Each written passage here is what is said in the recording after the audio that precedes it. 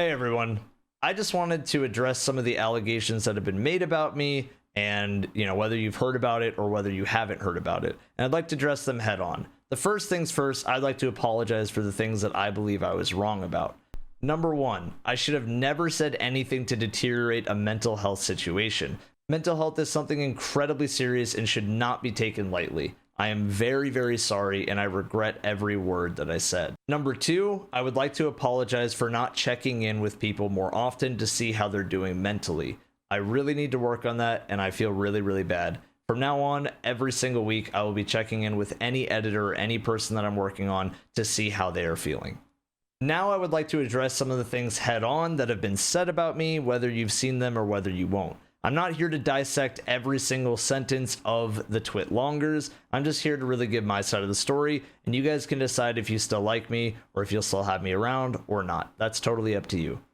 So I would like to start with Zoe. Zoe was somebody that I hired on after my previous editor left me to go and work in a different field, and that's totally fine. I brought on Zoe with the knowledge that she was fast. She could get things to me really, really good and really done quickly, and she was there to listen to feedback, and she did.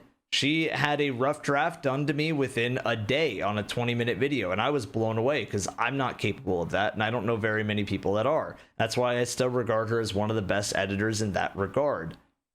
However, there was a lot of mistakes, and we went through and we fixed them day after day, trying to make it as good as possible. And you guys know how seriously I take my videos and how the quality of my videos is very, very high, so I like to make sure that things are accurate. I ended up paying Zoe $200 for her time with this video. After this, I was also in talks with another editor named Core, who was doing great work, and I had heard good things from another content creator about the work she had done for them. Core's thing was high quality, but slower, but very, very high quality and costs a bit more. So I was willing to try that out as well. Both of them trialed for me. Zoe did a really good job. Core did a really good job. It was hard for me to decide, but I made a fatal error, and that was saying that Zoe got the job before I got to see all of Core's stuff. That was my mistake, and I'm very sorry about that. So I told Zoe, hey, you know what? I think I'd rather work with Core on this, but at the same time, I do have some projects for you on the second channel if you want to get started. The pay would be less, but at the same time, it'd be consistent uploads, so you'd make money that way. And that is where the part that a lot of people have been harping me on and calling me cheap comes in. The one time Zoe did ask me for a raise in this time with her, I did accommodate that raise. I told her that I was stressed on funds from the main channel, but I could make it work on the second if she proved it to me. I told Zoe that I'd pay her $4 as the rate for a 1-minute video, assuming that it was a clip. You take the clip, you throw maybe a subtitle, maybe some lighting, whatever.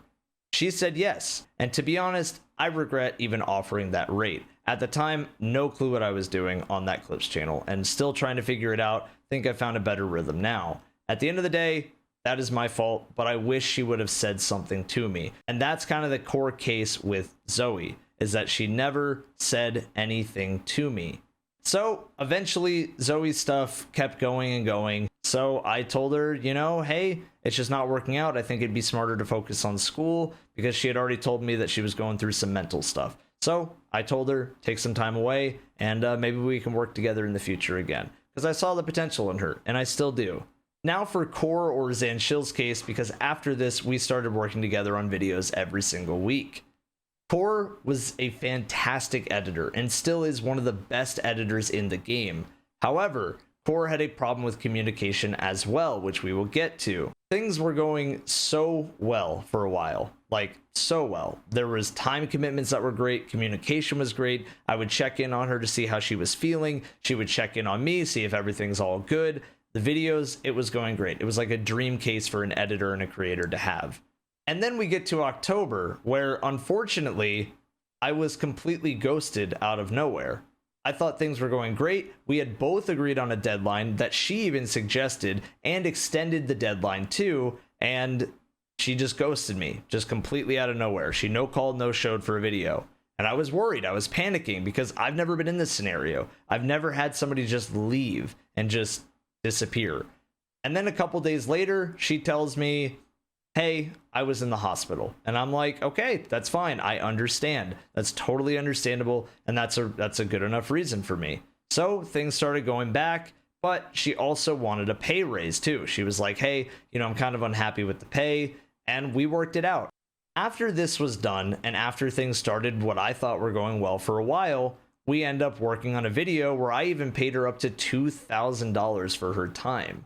At the end of the day, guys, it's an open and shut case to me of communication lapses, because later on with our time in December, the same thing came up where she said she was going to do something, she agreed upon the time, and she was down for it. She literally said she was down for it. And then out of nowhere, I get ghosted again. The day that a video is supposed to go live, it's just not there at all. So then I have to delay it, call in another editor that has no business really using up his time on this, and myself also work on the videos and get everything ready for December as possible, because we had set up for 5 videos in December to really be ambitious, and she was agreeable upon that because we only put 2 videos out in November. She had plenty of heads up ahead of time. And the final nail in the coffin, the last time that I had spoken to her up until, well, I guess this twit longer if she even sees this video, was with the Forsaken 4 Years Later video, where she was supposed to do that video and there was a sponsor on the line with it. Now this video is very long. It ended up being very long, but she was agreeing on it. She sent me a part of the video and then just completely disappeared. Like off the earth disappeared, completely disconnected from my Discord, unadded me as a friend, deactivated her Twitter account, everything. And I was freaking out, obviously. But this time I wasn't surprised. So I called in a team of editors and we got to work on it and we saved the project. After that, that's the last time that I've talked to her. And so yeah, after this was done, we now go back to Zoe again because I had called her back in for some help after this situation and to help my current editor because, again, he was struggling because he's doing school on top of everything else, and it's not fair to him. So I wanted to get as much help as possible for him.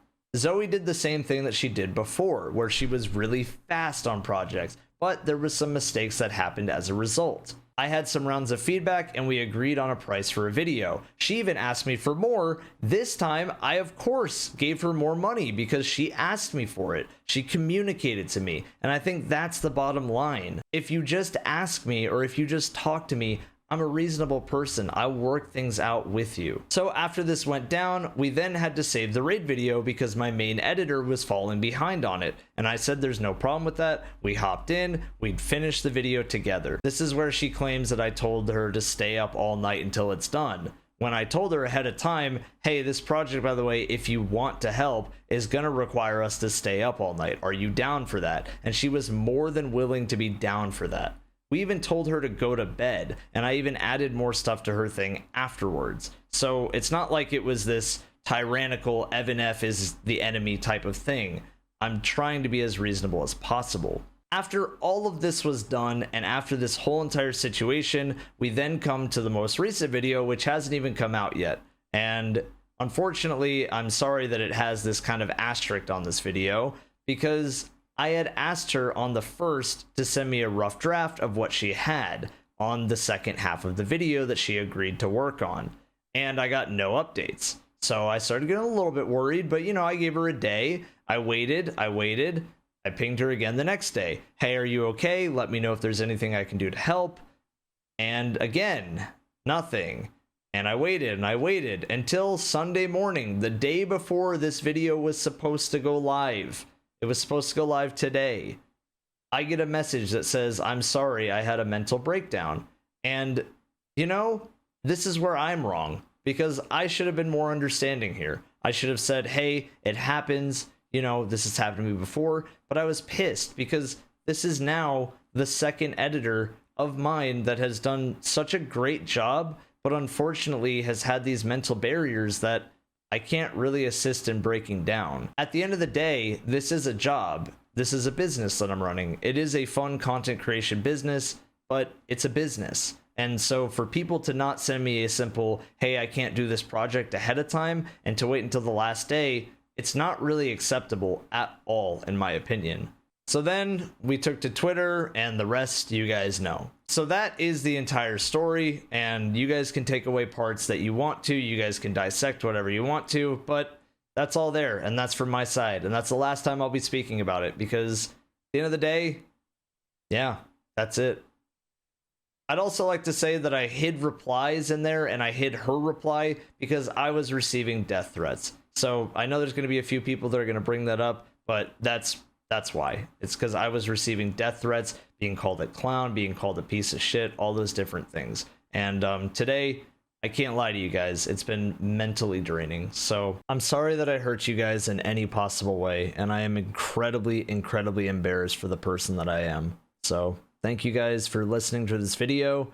I hope that you guys can hear me out on my side of the story and take apart whatever you want to take apart, okay? That's the last time I'll be speaking about this matter. I hope that you guys have an understanding or a more clear representation of what happened. Thank you.